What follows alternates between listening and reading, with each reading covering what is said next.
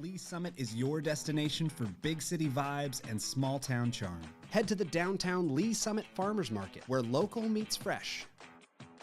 Then grab a cup of coffee and discover a variety of shops and boutiques just around the corner. Continue the fun in downtown Lee Summit at a retro arcade bar. Discover your new beer at one of our 6 locally owned breweries. Cool off with some handcrafted cocktails at happy hour. End the night with live music and good company.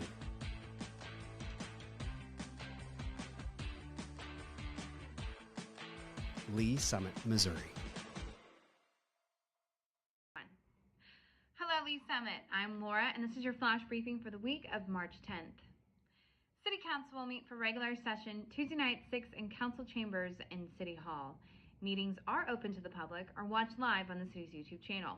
If you can't watch, catch the recorded meeting on demand on the YouTube channel or by subscribing to the Council Debrief newsletter, which breaks down 3 to 4 key agenda items. Subscribe at cityofls.net. The city has partnered with the Community Blood Center for a blood drive on March 13th from 1 to 5 p.m. at Harris Park Community Center. Your donation can save lives. Register today on the city's website.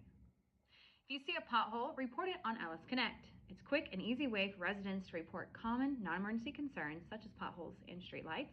Simply snap a photo, mark the location, and submit the report.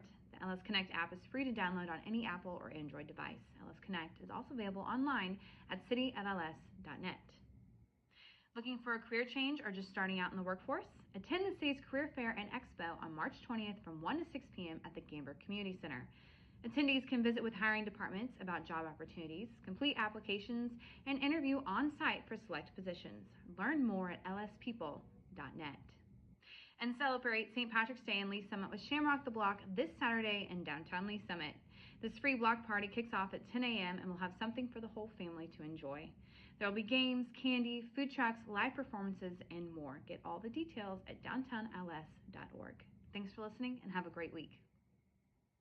Have you ever been driving around Lee Summit and wondered what's that going to be? What's being built there? Wow, that went up fast. The Development Minute is here to help, highlighting some of the newest projects in Lee Summit, Missouri. Popeye's Louisiana Kitchen is coming to the former Lion's Choice at Summit Orchards. The fast food chain known for its fried chicken and spicy chicken sandwiches is scheduled to open in early 2025. Local authentic Mexican restaurant El Toro Loco is coming to Summit Woods Crossing Shopping Center. The restaurant will occupy the former On the Border location and offer dishes like street tacos, enchiladas, and fajitas. El Toro Loco will be opening in early 2025. Pho Noodle Go had a soft opening where the former Pepper Jack's Grill was located in Summit Woods Crossing. The establishment is currently serving a selection of pho noodle soups, appetizers, and daily specials. Pho Noodle Go will fully open in 2025. The Quick Trip located at 1001 Southwest Blue Parkway has begun its redevelopment. The squeaky clean car wash is being demolished to accommodate a new 5,300 square foot QT building and a planned phased rebuild. The current location will remain open during construction. The new QT will open in 2025. Discovery Park, the 3.9 million square foot mixed-use project located off of Northwest Colburn Road and Northeast Douglas Street, is underway, and its first phase, The Village, is being graded. Town Place Suites Hotel by Marriott will be one of the first builds coming to the Village. The hotel will feature spacious rooms with amenities including full kitchens. That's it for the Development Minute. For more about upcoming projects, visit cityofls.net.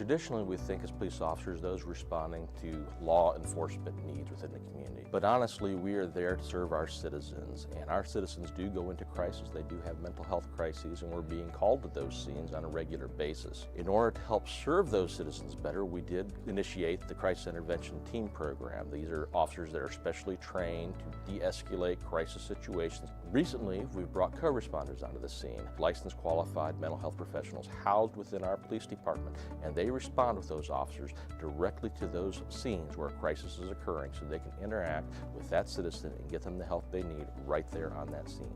The co-responders are either bachelor or master level in a behavioral health related field. They wear plain clothes, they don't carry weapons or anything like that. I have a police radio that I listen to all day. Listen for, those key words: mental health, behavioral health, crisis. There's a lot of officers that just call for me. I have my own radio number. I also have the ability to self-dispatch to them and say 982 is en route. Officers en route, 914, Armstrong. So typically I arrive after they've made it safe. I'll make contact and get kind of the rundown, and then I just kind of jump right in. I'm like, hey, my name's Allison. I'm a mental health professional. I'm here to help you. I'm not here to take you to jail or arrest you. Sometimes all a person needs is a voice, someone neutral, someone outside that, can listen. I do a lot of safety planning, including family, their support network, who's close to you. If they're home alone, who can come over and hang out with you today? Can we lock away your sharps? Can we put up your meds? Do you need meds? Can we get you over to the urgent care to get you assessed for your medications? Some of them also are like, oh, I'm so glad you came. This made me feel so much better. Our main goal as co-responders is to, one, get people connected to the services that they need, and also divert from emergency rooms and jails. And they almost get a different view of the police responding. That lets me know you care and the officers care. Please, how can we help you? My husband In 2020, we had 722 mental health related calls for service. 2022, by that time, 1,479. These mental health related calls for service are increasing. How we're responding to that is increasing the number of crisis intervention team officers we have available, as well as the number of co-responders we have available to respond on these calls. So what I think is important for the community to know about the co-responder program is that we're here, we exist. All you have to do when you call 911 is ask for us. Say, hey, I want a co-responder to respond to this crisis, and we'll go. I was really struggling about 8 years ago on my personal journey with mental health, and I met some amazing social workers and amazing programs that have helped me get to where I am today. I really couldn't see myself doing anything else. We want to help, and that's what we love to do.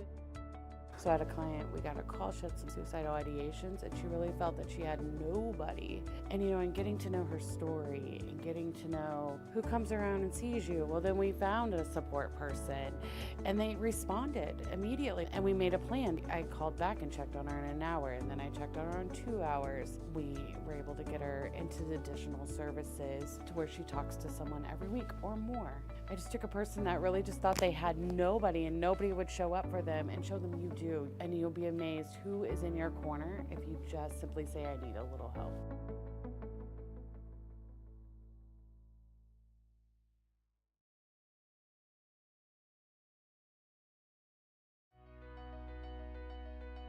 I really love living in our historic downtown. I walk my dog around. The shops take her for, they do pub cups at Poppy's, so you can get ice cream with a little dog biscuit in it, which is her favorite thing in the world. My neighbors, we have block parties together.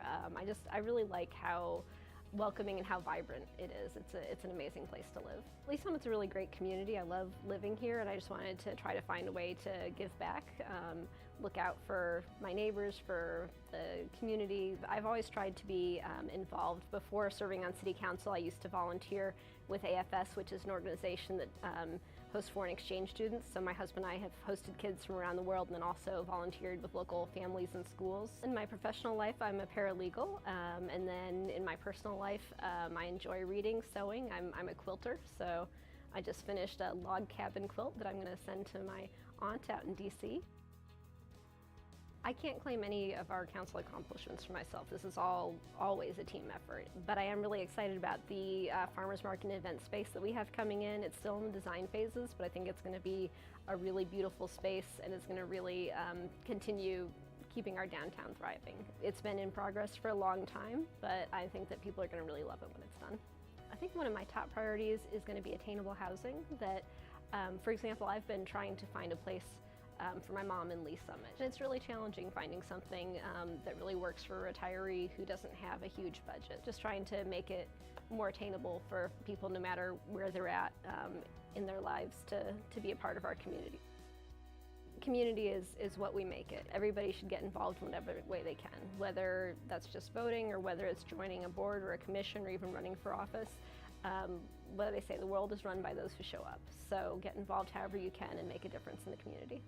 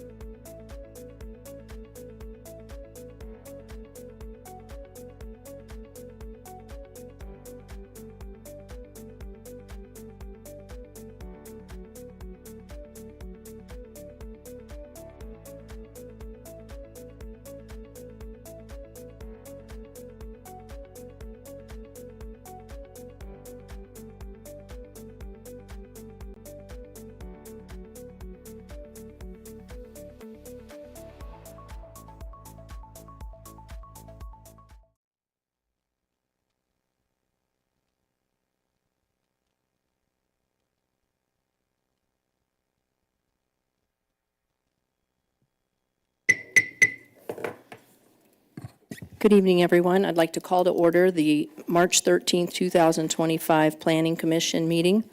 Can we get a roll call attendance, please? Mark Kitchens. Present. Sherry Frazier. Present. Jake Lovelace. Dana Arth. Present. Terry Trafton. Present. Tanya Jonaford. Present. Chip Tazinski. Present. Randy Benbrook. Present. Thank you. Can we get an approval of the agenda? A motion to approve the agenda? Chair, I move to approve the agenda.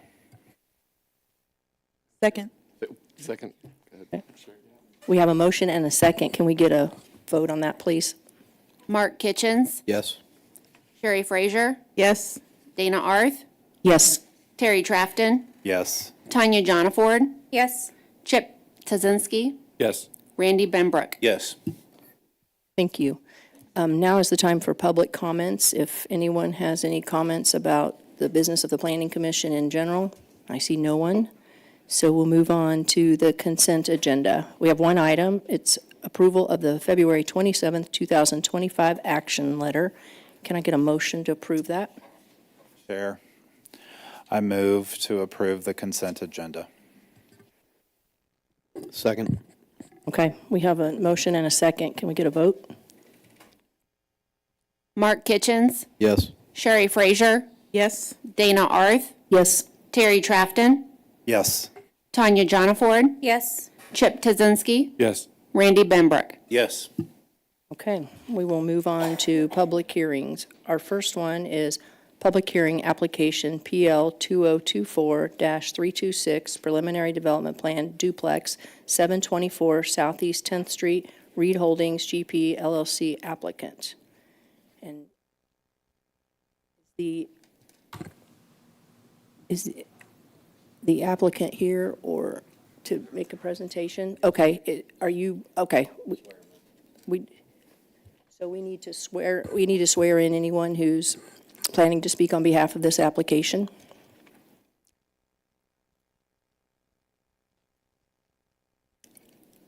Okay, can you state your name and address for the record, please? Hello, yes, my name is Austin Reed, and I reside at 710 Southeast Miller Street here in Lee Summit, Missouri. Okay.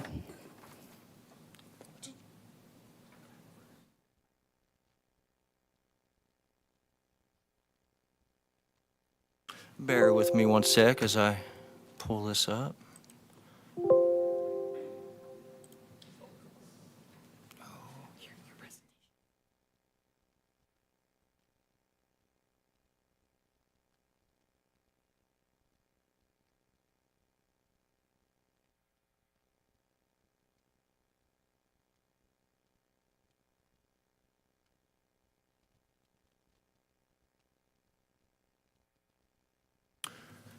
Good evening, everyone. My name is Austin Reed. I'm with Reed Holdings. I'm here to talk about the Summit Point duplex that we plan on developing here in Lee Summit.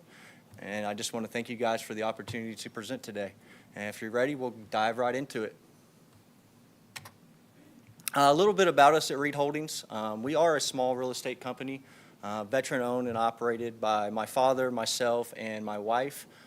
My father has been a project manager in the community for 30-plus years. I grew up and went to school here, and now my son is going to school and playing baseball here as well. So we do have some pretty deep roots in the community, and we're excited to, help shape the future of real estate and develop here in the city and create that relationship with you guys. So thank you. All right, as far as the location for the duplex, is on the northwest corner of 724 Southeast 10th Street, as shown by the arrow there.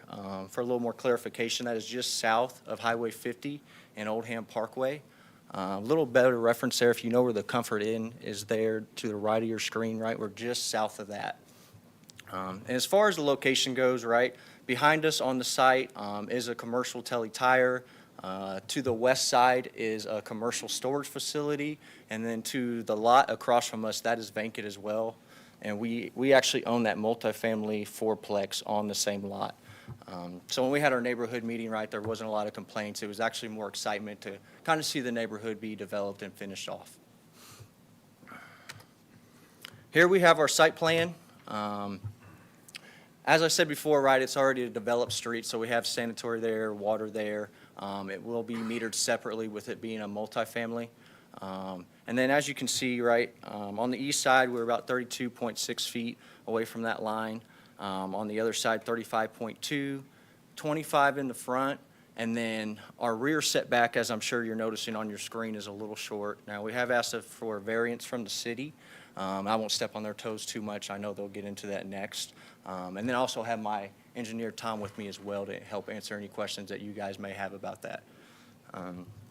Moving forward on the west side there, I'm sure you can see there's a tree berm. We fully intend to keep that intact, right? We love the separation. We don't want to mess with any drainage, so when we do go to pour a foundation, we won't be messing with that. We want to keep that in place and keep that separation from those commercial lots to, you know, the residential neighborhood, if you will. Okay, moving forward. Here we have our elevations. Just starting at the top, right, your typical asphalt shingle. We're going to do black, match the rest of the neighborhood. Moving down from there, we are going to do a gray slate vinyl siding, and I do have examples for you guys as well to pass out.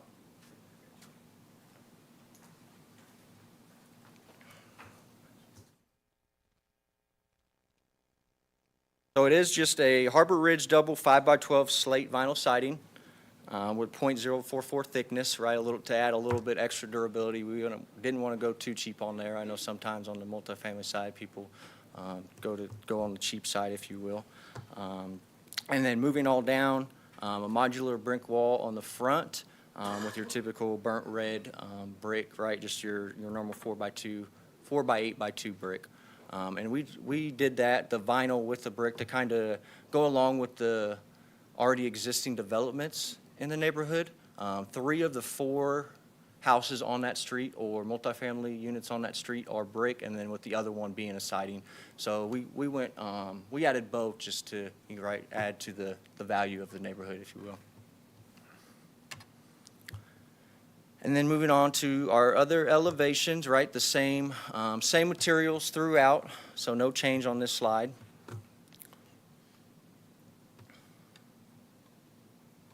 And then here we have a few perspectives for you on what it's going to look like. And then here, as you can see, I talked about how we're going to keep that berm. We also there's an old fence that's been there for, since it was developed 20 years ago. We plan on replacing that fence line, adding your typical separation on the back patio as well to keep everything separated and make people feel at home, even though they are kind of close to those commercial units.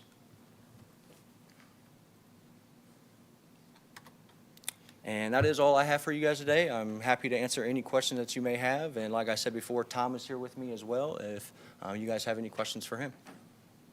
All right, thank you. Thank you so much. Okay, Ms. Byers, you have your presentation. Thank you, Claire. Thank you.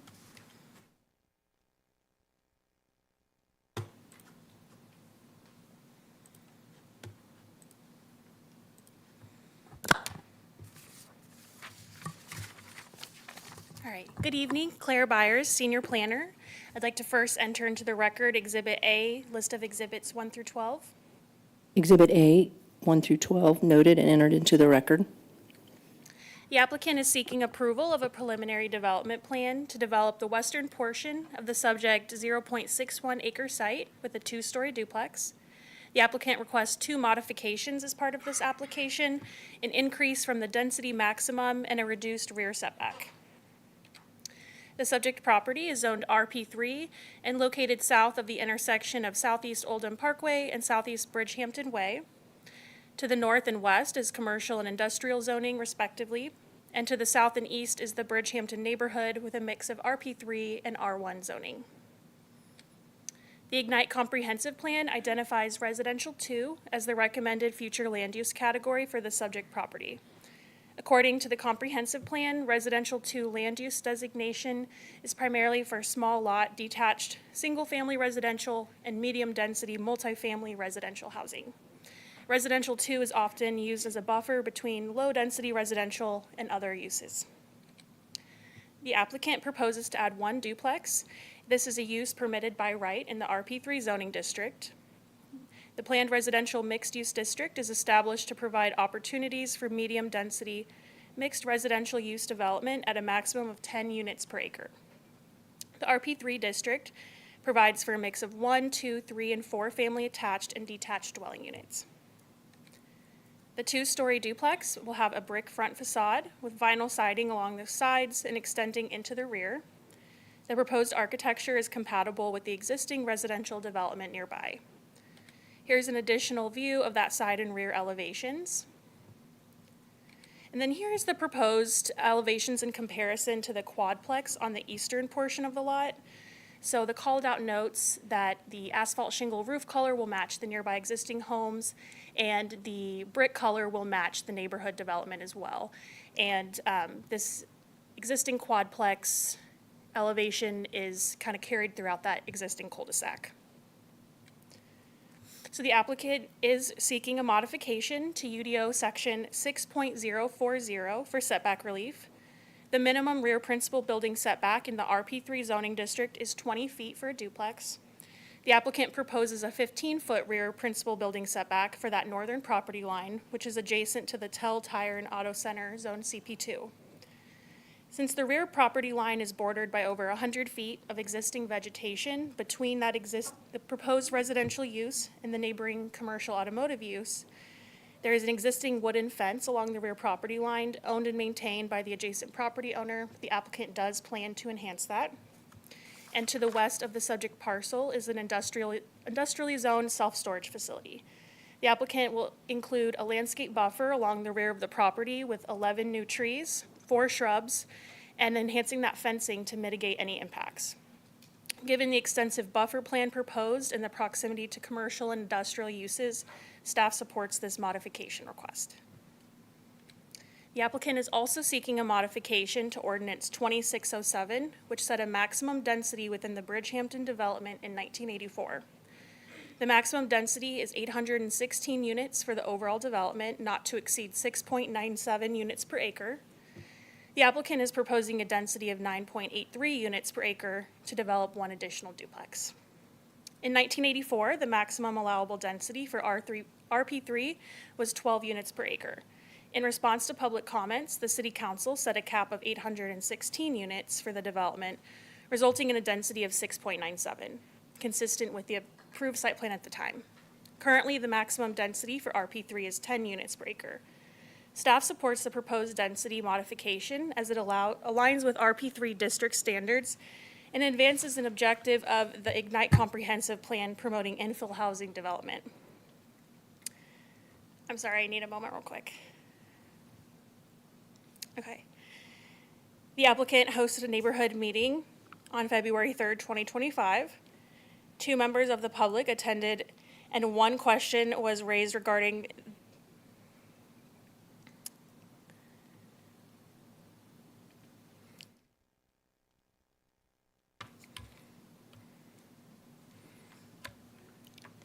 Yeah, I'm feeling like I'm gonna pass out. Sit down. Okay.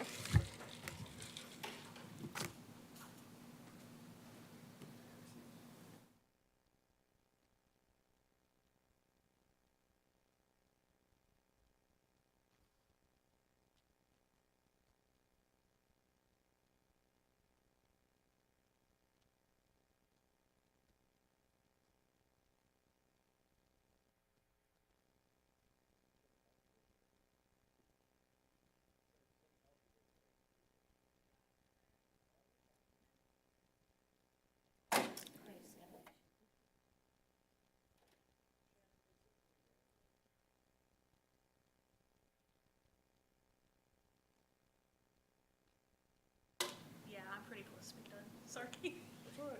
Let's take a recess, 10 minutes.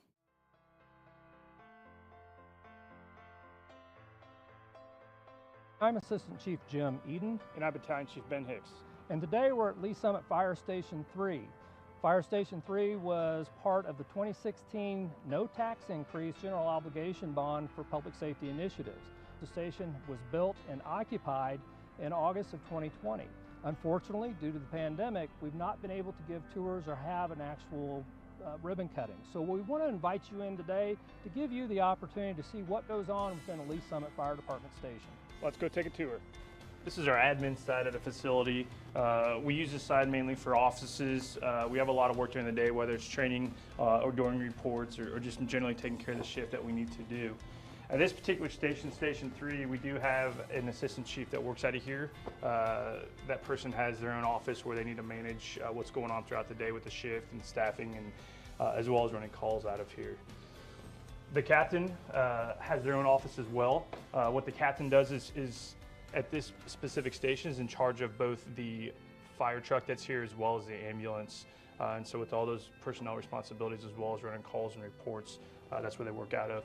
And generally for the rest of the crew, which is somewhere around 5 to 6 individuals, we have rooms to write reports, and we have additional training rooms and other rooms where people can work. Walking into our living area, I think it's important to recognize that we work 48-hour shifts. So in the evenings, after 5 o'clock, after work is done, we may have the opportunity to catch a game or something else as long as we're not running calls. And this gives us the opportunity to do that. When we go into our kitchen, I think this gives you a great reason to know why we go to the grocery store. When you see fire trucks at the grocery store, what we're doing. Also, for 2 days working for 48 hours, we buy all our meals at the grocery store, and then we come in here and cook, just like you guys do at home. So everybody has their own fridge on each shift as well as their own pantry, and then we cook those meals here. Going into the sleeping side of things, we've got a couple different things that are significant. We have our own laundry room, which again is important when we're here for 48 hours. The opportunity to wash and clean our clothes and bedding is very important for hygiene. And walking into where our beds are, we keep the kind of sleeping quarters over on one side of the building. It gives us both easy access out to where our fire apparatus are, as well as kind of keeping it a little bit quieter for those people that have been up all night running calls. We have 11 bedrooms here at this station. And the reason we built it with so many bedrooms is we want to give ourselves as a city the opportunity to expand. So if we need to put another apparatus here or numerous other people working at this station, that's already in place as far as infrastructure goes, and we don't need to go back and try to make it bigger or better. And that's really important for us, especially because the old station was so small. Back out on the apparatus floor, we have doors facilitated as many places as possible, so that way when we're sleeping at night and the call comes out, we can make our way out fairly quickly to get out onto the truck if we need to and run a call. On the other side of the station, we kind of have other stuff that we may want to keep separated if we want to. Physical fitness is very important to us as firefighters. So in order to better ourselves and make sure we're as healthy as we can to do this job, we have our own gym facility here that we kind of go throughout the day when we can and get an opportunity to come in and work out.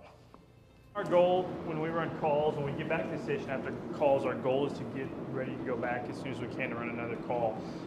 So we have the opportunity or capability here to fill up our air tanks. You can see firefighters wear the big air tanks on their backs and they use those in a fire. We can come back and fill those up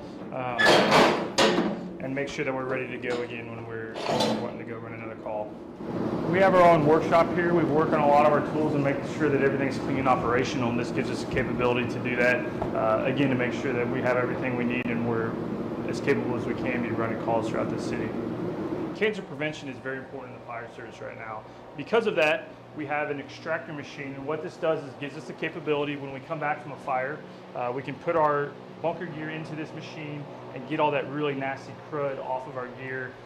Again, kind of getting back to that cancer prevention mode, allowing us to be as clean as we possibly can for the next call. And finally is our bunker gear room. We each have our own individual locker. This gives us the opportunity to store our gear when we're not here working in between shifts, as well as keep a clean extra set on here in case we do run a fire and we need to clean our current gear.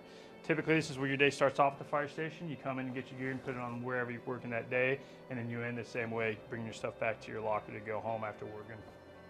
This is Med 3. This ambulance just currently moved into the station from Station 7.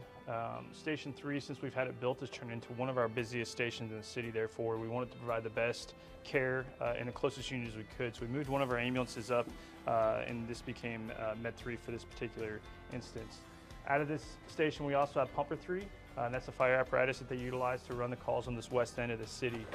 The last vehicle that you see is the chief's vehicle. We have 2 shift chiefs on shift every day, and they split the city, and this chief running out of this station typically covers the west and south area of the city, while our chief of Station 2 covers kind of that northeast section of our city, and they divide it up evenly.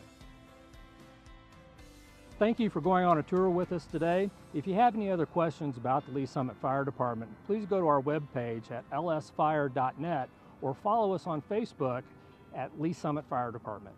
Thanks for joining us on the tour.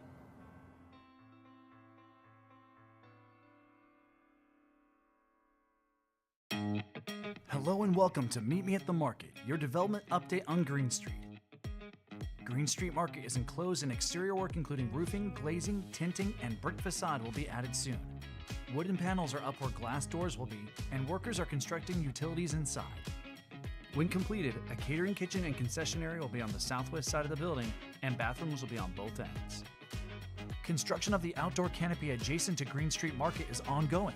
The steel beams and crossposts will support a translucent polymer roof covering the Green Street lawn, offering year-round programmed activities, events, and performances. Concrete has been poured in front of City Hall and pavements, hardscapes, and landscaping will soon begin for Green Street Grove. The Streetscape Pavilion will serve as the gateway to Green Street with an art walk featuring art from acclaimed artists, an immersive kids playground, outdoor seating, and gathering spaces. More public art is coming. 4 local artists have been selected for the City Hall Public Parking Garage, and 3 finalists have been chosen for the digital mural for Green Street Market. Be on the lookout for an announcement very soon. 3rd Street from Douglas to Green intersection is expected to open on January 30th, followed by Green Street to the Johnson Street intersection in March. That's it for this episode of Meet Me at the Market. For more information on the project, visit cityofls.net/Green Street. This is the best place to work.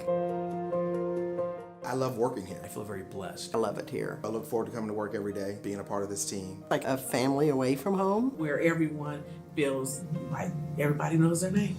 A city that supports you. We see that with our benefits. A pension, vacation days, job security. Being able to be heard. We feel valued.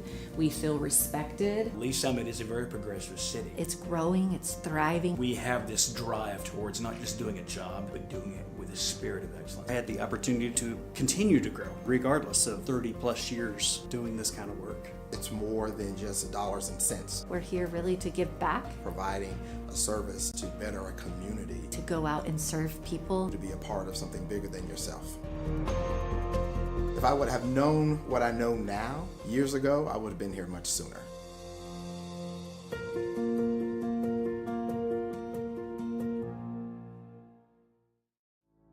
Traditionally, we think as police officers, those responding to law enforcement needs within the community. But honestly, we are there to serve our citizens, and our citizens do go into crisis. They do have mental health crises, and we're being called to them. We will resume the meeting. All right, thank you, everyone. So staff supports this proposed density modification as it aligns with the RP3 district standards and advances an objective of the comprehensive plan promoting infill housing. The applicant hosted a neighborhood meeting on February 3rd, 2025. 2 members of the public attended and 1 question was raised regarding the existing fence. The applicant stated they would be enhancing the fencing to create a clear separation between properties. Staff has not received any written comments in favor or opposition of the project. With the conditions of approval outlined here and in the staff letter, the application meets the goals of the Ignite Comprehensive Plan and the requirements of the UDO. And that concludes my presentation. Thank you. Okay, thank you. Do we have any comments on this application? Looks like we don't. So we're going to go ahead and go to questions with the commission, and I'll start with Commissioner Benbrook. I do not have any questions. Thank you. Okay. Commissioner Tazinski? Yes, thank you, Chairman. I only have one question, and that's in regards to the density numbers. The density that's proposed, does that include 2 additional units on the, I'm going to say south side or the bottom of the picture that could go there? And would that bring that up to 12? I believe it does not, as the applicant does not own that property. If there, and this density, this density that we're talking about, it's for this whole street? Yes, that is correct. So if there were 2 additional units that were there, would it still fit the density, or would we have to see another, you come in front of us again to increase the density some more if someone wanted to do that? I do believe it would need to come back for the board to raise the density again, but I would defer to the applicant when creating those calculations to confirm it does not include that scope. Is that correct? Yeah, it doesn't include the Okay. lot across from us. All right, thank you. Yeah. Appreciate it. Commissioner Jana Ford. Thank you, Chair. No additional questions. Thank you. Commissioner Trafton. I have a question. My question is for the applicant. I know we're pushing back the building 5 feet, and you're asking for the variance to 15. It looks like you took it from the 25 feet from the front, or the 20 feet from the front. I'm just curious, as I can see where the building still sits back further than the other buildings that you have on the property. I guess I'm just trying to understand the rationale for why you are asking for that variance. I can see that the driveway slip is shorter, but I'm just kind of wanting you to walk me through that. So in the front, I'm not sure if this mic is on. So in the front, we are at that 25 set with the garages, so we're right on that line. We thought about pushing the building up some so we were closer to the street. However, we didn't want to be right on top of everybody, so we felt asking for that variance in the back was a better ask for the city.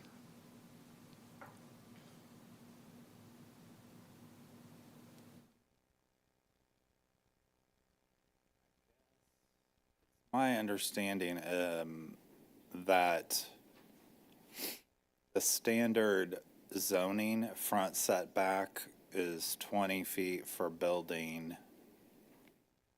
25 feet for front-facing garage. Is that correct? Yes, sir. And then you're setting it at 25 feet. So I guess I can see why you're asking for that variance. Okay. I think you answered my question. Thank you. Thank you, sir. Okay, Commissioner Frazier. Just to clarify, you spoke to the fence, they're going to maintain the fence? Yes, ma'am. It's in the back? Yeah, there's an existing fence there that was. Can you step up to the microphone, please? Yeah, sorry about that. There's an existing fence there from when the neighborhood was developed 30 years ago, and I don't think it's been replaced since. It's not falling down or anything like that, but yes, we do plan on replacing that whole fence line. As I said before, we do own that fourplex as well, so we're going to go ahead and just finish it out. Okay, so that was my next question. So the fence extends to the, I guess that's to the south, or excuse me, to the east. Yeah, to the east side, yes, ma'am. And then you also mentioned, again, just to clarify, 4 shrubs in the back of the proposed duplex. Did I see that? Yes, we have a whole landscaping plan as well, just to create that separation as there is that telly tire behind us, right? We want people to feel at home, even though we are a little short on our setback in the rear. Thank you. Yes, ma'am. Commissioner Kitchens. Thank you, Chair. Okay, questions for the applicant here. Just real quick, we got the 25-foot setback. I'm not a big fan of these cul-de-sac endings. I understand that does put more of a constraint on you as we move forward, but that driveway, is that double deep? Is that enough to get 2 cars parked in? Yeah, it's 25 feet, so yeah, I mean, it is close, but yes, you could. As long as they're not a truck, right? Yeah, as long as you're not in a big diesel pickup. All right. The fence line in the back, you're going to replace that. That's awesome. Did I hear, and correct me if I'm wrong, there's a fence you're going to be putting between the properties on the east side as well? So there's already I guess what you would say, a tree berm there that separates the residential from that commercial storage facility. So we're keeping that in place. So when we do our grading for foundation and all that, all right, we're not going to mess with that. We're leaving that there. So that's the west side.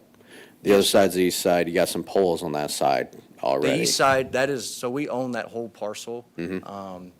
Eventually, when we go to do a minor plat, we'll probably put a fence line up there to separate everything. But Okay. at this time, we're not. All right, so do we, and the city can answer this one, do we don't require that on the PDP, right? That all fence lines are there, especially since he owns both properties, that's not a problem, right? No, we would not require fencing. On the PDP, okay. That's good to know. I'll probably check that out. All right, and last but not least, David, stop me here. Do we have any sort of laws that govern between long-term and short-term rentals in this area? Or is that even a question I can ask? He's shaking his head. He's shaking his lawyer head over there. Aside from the standard short-term rental regulations, there are no special overlay districts in this area. Even for RP3, we don't have anything on that? I would have thought we did. Short-term rentals are not allowed in RP3. Okay, so this is for long-term rentals, sir? Yes, sir, long-term. All our Would investments expect. are long-term. I didn't see that it would be a short-term rental, but we're running into problems Yeah, with that. you never know, right? Yeah, all right, thank you so much. Yeah, thank you. Mr. Chair. Okay. I have one question, and this is for Ms. Byers. You talked about, the neighbor asked at the neighborhood meeting about the existing fence. And I guess I was just, I couldn't hear all that. It got resolved, the question, your answer was satisfactory to the neighbor, or at least the neighbor understood what was going on with that? Yeah, I have the notes here. So the question was about the potential for fencing between the development and the commercial property. The applicant let them know there is an existing fence, but that they were planning to enhance it, and that satisfied their comment. Okay, all right, thank you. Okay, so I guess I don't know if we want to take a vote yet, or if anybody wants to make comments. But we need to close public hearing first. So I'll start with you, Mr. Kitchens. Thank you, Madam Chair. I would just like to thank the applicant for still investing in Lee Summit. I like to see it. I think this adds to the neighborhood. I think this is a vacant lot, and I think it's about to be filled with what that neighborhood needs. I thank him for bringing in the materials, too, something we're trying to get a lot more developers to do, so that was good. I did have a couple of concerns just about the setbacks from the back. Don't really bother me, but the garage, or the driveways, I really like long driveways, but at the same point, we put the cul-de-sac there. We're the ones that say that, we need that turnaround, which we do. So we have to play a little bit of ball with these guys when they're going to develop their lots, and we take a huge plot out of it for a turnaround. So I'll be voting yes today. And thank you to the applicant again. Commissioner Frazier? I will be voting yes as well. I want to thank the applicant. Sounds like you have a history in Lee Summit, and we're glad to see that. Thank you. Commissioner Trafton? No, I think my questions were satisfied. I do appreciate the fact that they're trying to match the existing development in the area, so thank you for that. And I think it'll be a nice addition to the area, so thanks. Commissioner Jana Ford? Thank you. The only comment I have echoes Commissioner Trafton about reiterating the local context. That's all. Thank you. Commissioner Tuzinski? Madam Chairman, same.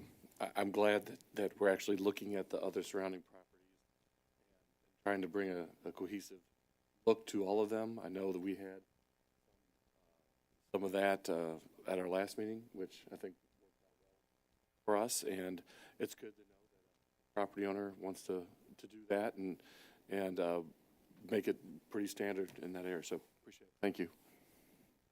Commissioner Benbrook? Yes, thank you, Chair. I just echo what everybody else said, ditto.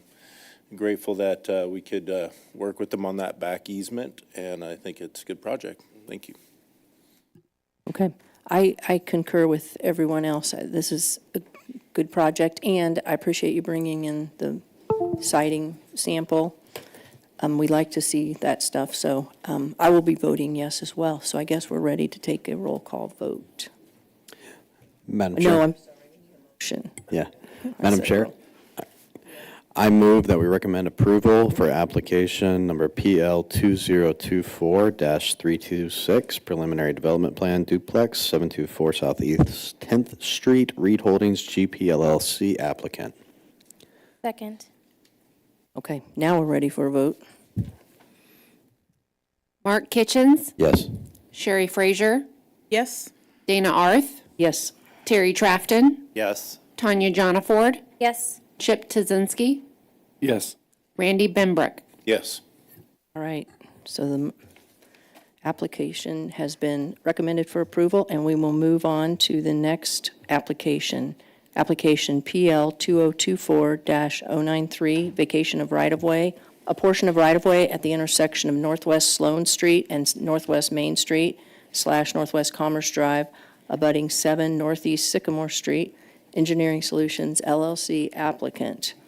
So if everyone who plans to speak on behalf of this application would stand up and be sworn in at this time.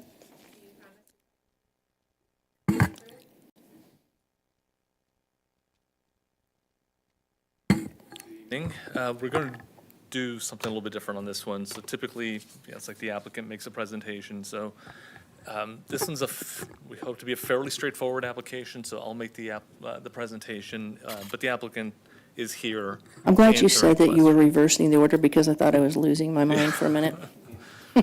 Okay.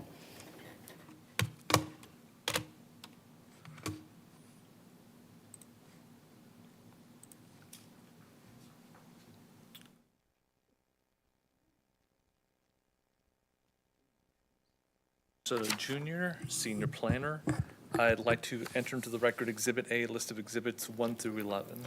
Exhibit A, 1 through 11, noted and entered into the record.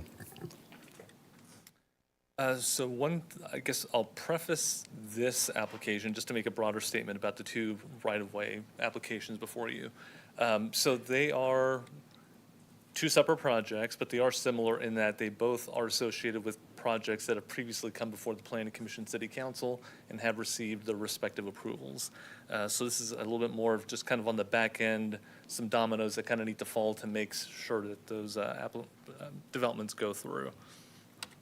So with that, here again, the application is for this application, the applicant is looking to vacate about 4,400 square feet of right-of-way here at that southeast corner of Sloan and Commerce / Main Street.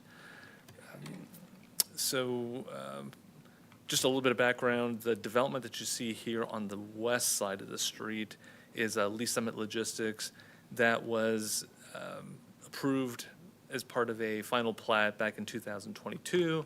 And with that, there was the realignment of Main Street, which kind of went off the screen and swung over to the east and then made this connection to where Sloan was. And I've got some images here that'll show that a little clearer. So at the east end, on the east side of this property, in it's kind of this apricot color, you've got the RP4 property that was previously approved for an apartment project. It went through the rezoning preliminary development plan process, approved. We are currently working on and we're looking to wrap up the final development plan application associated with it. And one of the things that's needed to finish that is the vacation of this right-of-way. So you can see from a zoning perspective, on the east side, the general area, go from east to west. We've got CP2 property closer to Douglas Street. You've got the future apartment development that's RP4, and you've got industrial zoning to the north along Sloan and to the west along Main Street and Commerce. So the image on the left is the former alignment of Sloan Street. So this would be Sycamore headed out east. You have off the screen, you've got Douglas Street. So you can see it was, curvilinear, kind of an gradual S curve that traveled as you travel from north to south. And the image on the right, you can see the new pavement portion that when Main Street was relocated or reconfigured, we'll say, this curve that continued down south, it tilted the curve, I guess, more horizontal to come in at a more of a right angle with the realigned Main Street. And by doing so, in here, yeah. So formerly, the road went down, came through here. By swinging it a little bit more, have a flatter curve to it and coming in at 90, now we have essentially this remnant piece of right-of-way that serves no public purpose.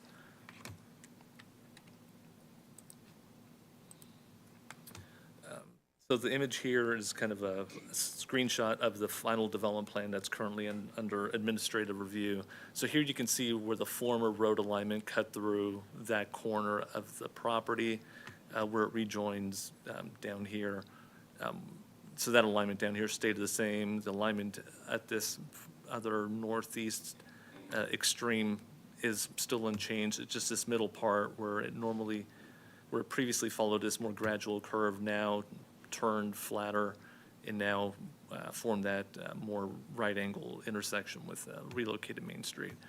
So here in the hatched area highlights that little bit of an overlay as to the right-of-way, where that sits relative to the former alignment and where it sits to the newer alignment. So the right-of-way that's being vacated, you can see the boundary follows the new curve, new right-of-way line that follows the edge of that new sidewalk that's installed there, and again follows the edge of the back edge of the sidewalk along Commerce Drive. So with this,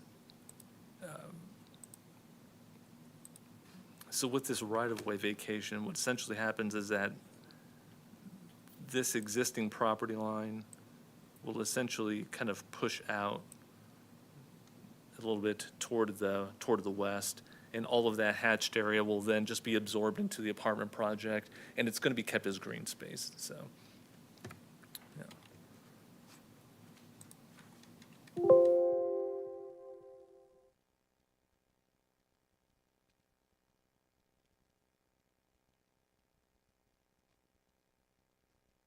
Extended the presentation. So we're just looking at this 4,400 square foot area that would be vacated and absorbed into the adjoining apartment property to the east. So staff recommends approval of the vacation of right-of-way as requested. Thank you, Hector. So there's just one presentation. You're doing both with yours tonight. I mean, you're doing. Yes, but okay. they're separate projects, but Okay. yes. Yeah. Oh, yeah, I guess. So we should see if anybody has any questions. Okay.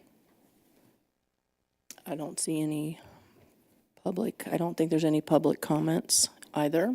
So we'll close public hearing for a vote or comments from the commission. Chairman, I'd like to make a motion. Okay. I move to recommend approval of application number PL 2024-093, vacation of right-of-way, a portion of right-of-way at the intersection of Northwest Commerce Drive and Northwest Sloan Street, Engineering Solutions LLC applicant. Second. All right, can we get a vote, please? Mark Kitchens, Yes. Sherry Frazier, Yes. Dana Arth, Yes. Terry Trafton, Yes. Tanya Jonaford, Yes. Chip Tazinski, Yes. Randy Benbrook. Yes. All right, that motion passes, and we will move on to application PL 2024-218, vacation of right-of-way, a portion of Southwest Jefferson Street right-of-way and miscellaneous right-of-way located south of Southwest Oldham Parkway, abutting 101 Southwest Oldham Parkway, and a portion of Southwest Market Street north of Southwest Persels Rd, abutting 1300, 1302, and 1304 Southwest Marketing Street, Engineering Solutions, LLC applicant. If everybody's standing up to be sworn in.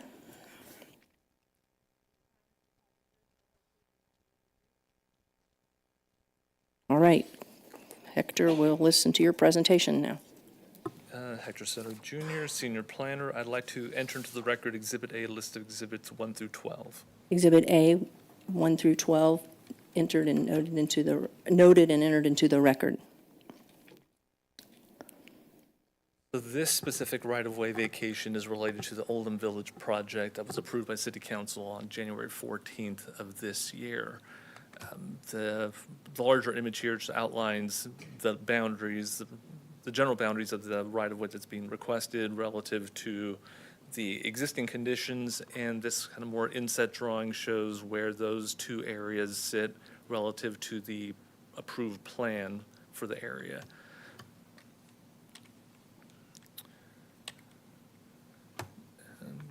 Here you can see a little bit closer where it's essentially an L-shaped piece of right-of-way that's being vacated. The image here on the right, you could see where the future alignment of Jefferson will swing out toward the west to provide some separation from the intersection with 291.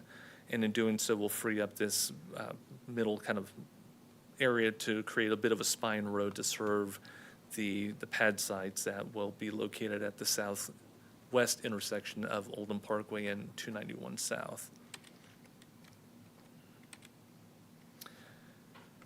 So the separate, or the second piece of right-of-way that's being requested to be vacated is along Market Street, north of Purcell.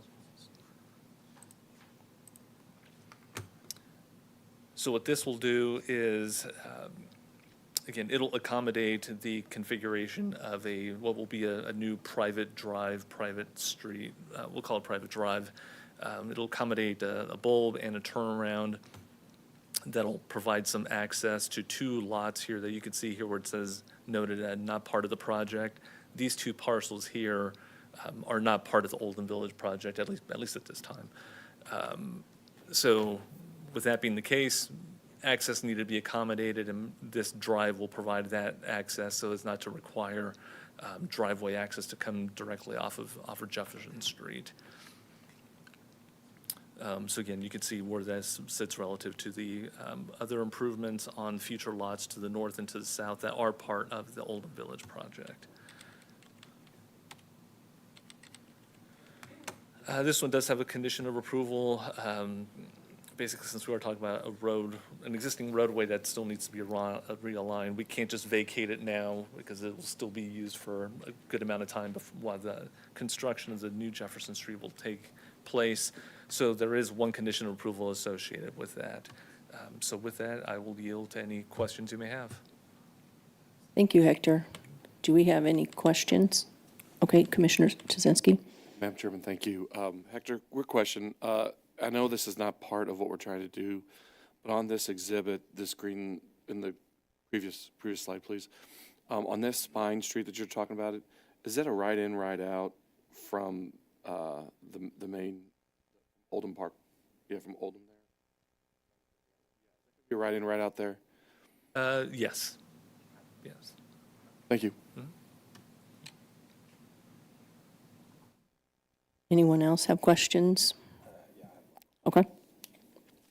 Hector, can you go to the next slide where that one, yeah, thank you. So this green area highlighted is the easement to be vacated, and it looks like they're building that little private drive, as you called it, but it does, am I seeing that correctly? Like the new private drive is not going to connect to that parking lot of the northern lot? It's just going to end there?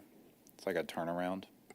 Yes, so the current plan is to have no connection between those. I guess I'm just curious about that. Like, what's the rationale behind that? Well, I don't know how much. So the Matt Slish, Engineering Solutions, 50 Southeast 30th Street, Lisa, Missouri. So this portion, so those two lots were not included in the Oldham Village project. This lot has access out to Jefferson. This lot has no access once we take away the old Market Street right-of-way. So we're going to provide a drive that connects that site back out to Jefferson. It's not intended to serve the remainder of the site or ultimately live there long-term if this ever becomes project or something else. It's just essentially creating an access point down to the lot 18, and then also, again, that area that doesn't have right-of-way access. So it's simply to provide them access to to a public roadway. So the developer doesn't want to connect it to the northern part of the development, is what you're saying? Right, from an access standpoint, all of the remainder stuff to the north has their own individual access points. Out to Jefferson has an interconnection that kind of creates the spots, but there's no desire to have a connection that goes through this, what would be private drive at this point. You know, if this project ever became part of it or something else changed, it would give a different look at it. But right now, it's not intended to create access up to this parcel. It has access off of Jefferson as per the original plan. So if I was at that new gas station, that Casey's, and I want to go to that Chick-fil-A or whatever it is up there, I don't know what it is, I can't read the writing. This one, yeah, these are unidentified so restaurant pad sites that were along that side. It's but Chick-fil-A. You'd come out, Chick-fil-A B. You'd come out and get down to Jefferson and then use the public access to get up through that area. Yeah, so I couldn't just drive north. I'd have to go out and go around. So to me, it just doesn't make a lot of sense why it's not being connected. Yeah, thank you for that, Hector. I think that's a better view. Right, so from a discussion standpoint of the sites and the interconnectivity of the individual users as we start to sell pad sites and start to identify them, there's no desire to have another road that interconnects those pieces. The idea would be that everybody uses Jefferson. The idea being is that everybody wants to have kind of, again, access to their site and keep them on that site versus having a drive that goes along that whole easterly side, I guess. That was where Market Street was that we eliminated. Okay. And so the idea is the interconnection would be through Jefferson. Thank you. You've answered my question. All right, we will close public hearing, and if there are no comments from the commission, we can go with a motion.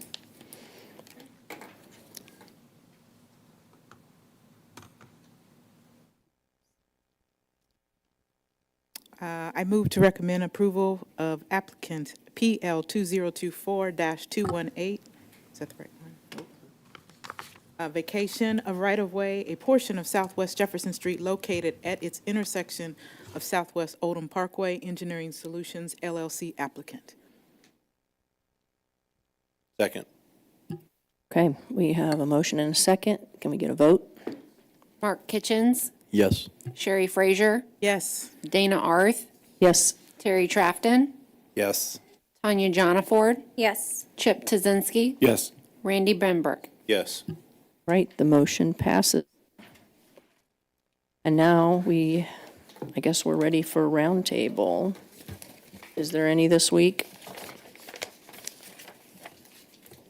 Do you have any roundtables, Shannon? I have no roundtable this time. Okay, all right, well then we are adjourning at 5:57 PM.